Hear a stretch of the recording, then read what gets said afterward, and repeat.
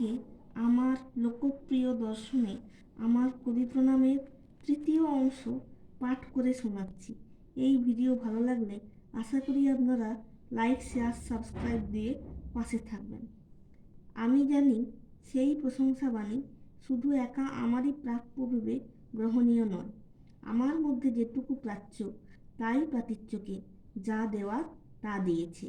কারণ প্রাচ্য কি আধ্যাত্ম মানবতাবাদের সেই প্রশস্ত জননী নন, যাঁর দিকে প্রাতিচ্যের সন্তানরা খেলতে খেলতে যখন আঘাত পায়, যখন ক্লান্ত হয়ে পড়ে, যখন ক্ষুধার্ত বোধ করে, মুখ তুলে চায়, তারা কি তার কাছ থেকে ক্ষুধার অন্ন এবং ক্লান্ত হয়ে পড়লে রাতের বিশ্রাম প্রত্যাশা করে না?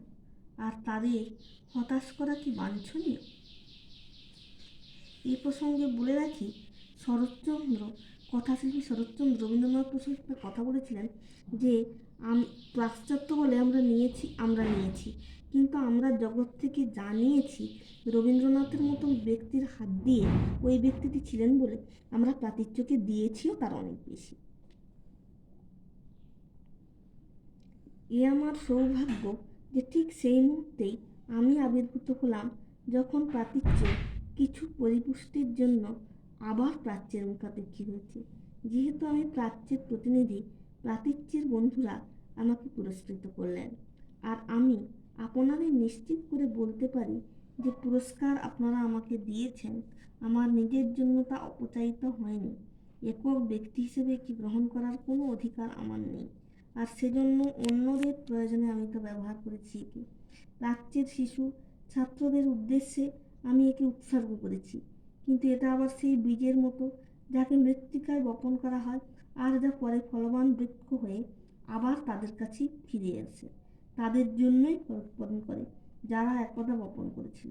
আপনাদের প্রদত্ত এই অর্থ আমার সম্প্রতি আরম্ভ হওয়া বিশ্ববিদ্যালয় স্থাপন ও চালনার কাজে ব্যবহার করেছি। আমার মনে হচ্ছে এই বিশ্ববিদ্যালয় এমন একটি স্থান হয়ে উঠতেই পারে যেখানে প্রাতিচ্যের ছাত্ররা আসতে পারে, মিলতে পারে এবং তাদের প্রাচ্যের ভাতৃকুলের সঙ্গে শতাব্দীর পর শতাব্দী ধরে যে সম্পদ লুকিয়ে আছে প্রাচ্যে খুঁজে বার করার জন্য সচেষ্ট হতে পারে, একসঙ্গে আত্মগত করতে পারে প্রাচ্যের সেই আধ্যাত্ম সম্পদ যার প্রয়োজন সমগ্র মানব জাতির জন্য। এমন এক দিনের কথা আমি আপনাদের স্মরণ করিয়ে দিতে পারি, যারা ভারতের কাছে ছিল মহান বিশ্ববিদ্যালয়। আপন সভ্যতার মহিমাময় কালে যখন কোনো আলো প্রজ্বলিত হয়, তাকে ধরে রাখা যায় না কোনো সংক্ষিপ্ত পরিসরে। তা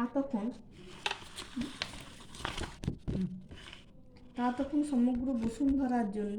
আর ভারতেরও ছিল আপন সভ্যতা, তার সমস্ত বৈভব, প্রজ্ঞা, সম্পদ নিয়ে।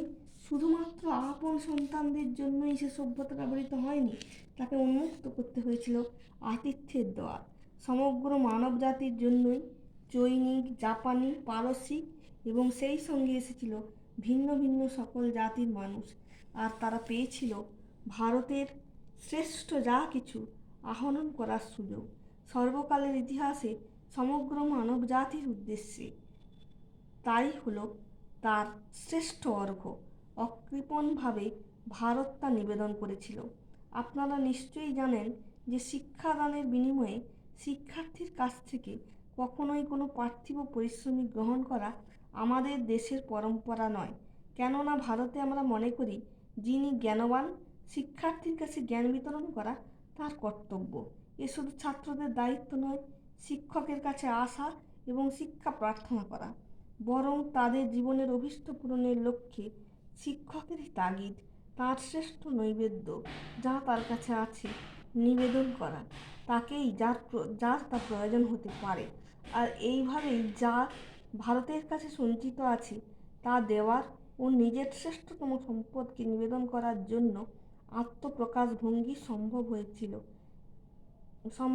এই অসম্ভবের উদ্ভব ঘটিয়েছিল সেই বিশ্ববিদ্যালয়গুলি যা সূচিত হয়েছিল ভারতের বিভিন্ন প্রদেশে। আমার মনে হয় বর্তমানে যে নিদারুণ বিপর্যয়ে আমরা বিপর্যস্ত, তা আর কিছু নয়, দুর্গেও তার বিচ্ছিন্নতার বিপর্যয়, যার ফলে আমরা মানব জাতির উদ্দেশ্যে নিজেদের আতিথেয়তার নিবেদন আর সেই সঙ্গে আমাদের শ্রেষ্ঠ যা কিছু পৃথিবীকে আমাদের সঙ্গে ভাগ করে নিতে বলার সুযোগ ফেলেছি হারিয়ে। শতাব্দীকালেরও বেশি সময় ধরে আমরা হারিয়ে ফেলেছি আত্মবিশ্বাস নিজেদেরই সভ্যতার উপর। তখন থেকেই আমরা প্রাচ্যের জাতিদের সংস্পর্শে এলাম। প্রাচ্যের মানবতা ও সংস্কৃতি পার্থিবভাবে উন্নত ছিল, যারা আমাদের আর নিজস্ব সংস্কৃতির জন্য কোনো বন্দোবস্তই করা হয়নি শিক্ষা প্রতিষ্ঠানগুলিতে। শতাব্দীকালেরও বেশি সময় ধরে আমাদের ছাত্ররা বড় হয়ে উঠেছে তাদের অতীত সংস্কৃতির মূল্য সম্পর্কে চূড়ান্ত অজ্ঞতা নিয়ে। এভাবে নিজেদের উত্তরাধিকারের নিহিত মহত্তম সংযোগসূত্র শুধু